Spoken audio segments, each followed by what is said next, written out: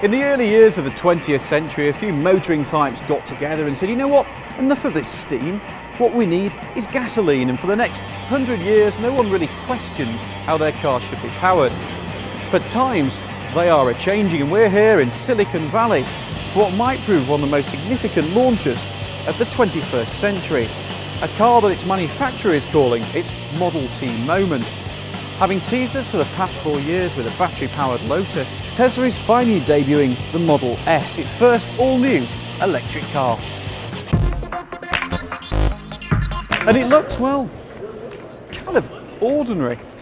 It's certainly handsome, but if you were designing something very radical, why would you make it look like everything else? There's a bit of Ford, there's a bit of Jaguar, this hood looks like it should hide an engine, there's even a dummy grille. Why? If I bought this car, I'd want to tell the world I was actually a planet-saving revolutionary and not a Wall Street exec. Inside, it's more of the same. Attention focused on this giant 17-inch touchscreen display that controls just about everything. It's based on Android technology. Remember that Google was an early investor in Tesla. There's lashings of dead cow and 5 conventional seats. It's all very inoffensive, which is surely the point. Think about it for a moment. If you're the new kid at school, then it pays to make friends with everybody.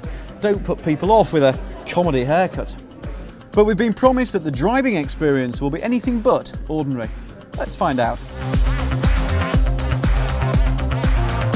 So here we go, Tesla performance model, 416 horsepower, 443 pounds-feet of torque.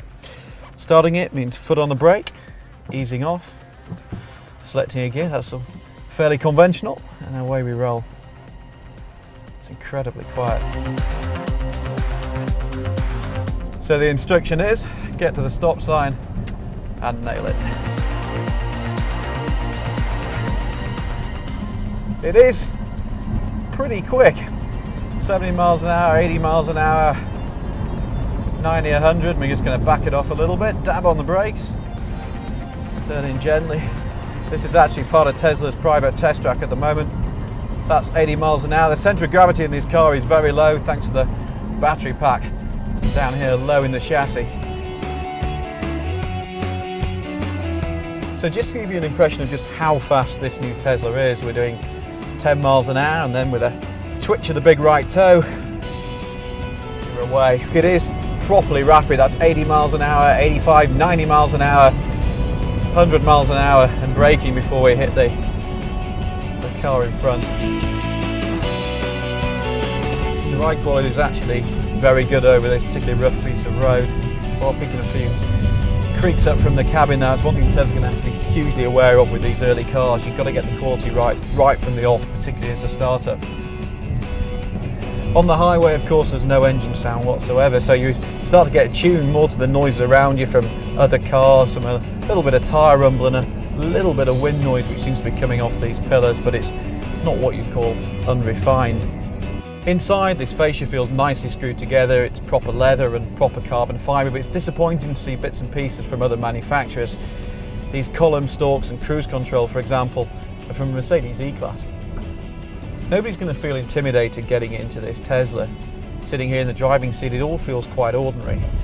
Then, of course, you nail the throttle.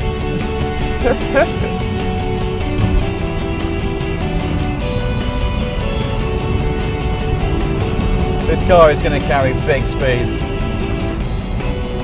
Brakes pretty well too.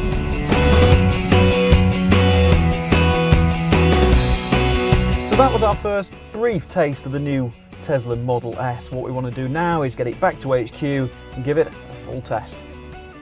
But to be honest, today has only been partly about giving guys like me the first taste of the Model S. It's also the day when Tesla delivers its first cars to customers and has a giant group hug.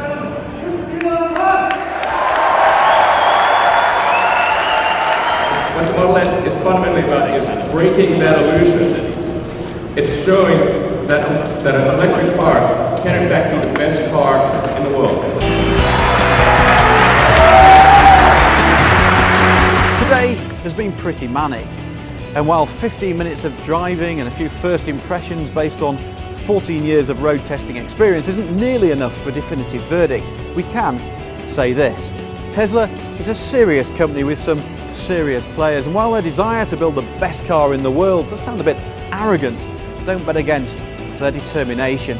Right now, the new Model S isn't the best car in the world, but as a statement of intent, it's hugely impressive.